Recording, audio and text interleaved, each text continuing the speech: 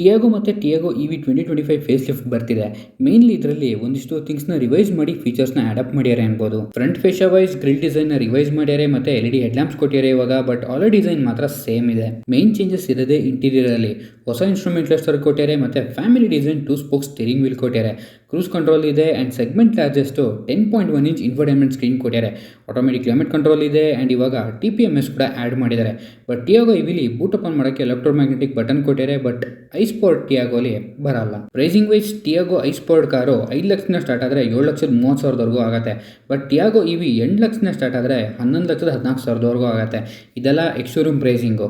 Mainly iSport ಕಾರ್ಗೆ blue colour introduce ಮಾಡ್ಯಾರೆ and E V ಕಾರ್ಗೆ ಜಾತ್ರೆ ಯೆಲ್ಲೋ ಕಲರ್ ಕೊಟ್ಟಿದ್ದಾರೆ ಗುರು. Engine wise same 1.2 litre engine ಕೊಟ್ಟಿದ್ದಾರೆ. 3 ಸಿಲಿಂಡರ್ ಯೂನಿಟ್ 84 bhp ಪವರ್ ಮತ್ತು 139 Nm ಟಾರ್ಕ್ನ ಪ್ರೊಡ್ಯೂಸ್ ಮಾಡುತ್ತೆ. ಒಂದು ಸ್ಮಾಲ್ ಫ್ಯಾಮಿಲಿ ಕಾರಿಗೆ ಸಫಿಷಿಯಂಟ್ ಪವರ್ ಇದೆ ಅನ್ಬೋದು. ಇವಾಗ ಕೊಟ್ಟಿರೋ ಅಪ್ಡೇಟ್ ವೈಸು ಟಿಯಾಗೋ ಕಾರು ಒಂದು ರೇಂಜ್ಗೆ ಪ್ರೀಮಿಯಂ ಕಾರ್ ಆಗಿದೆ ಅನ್ಬೋದು.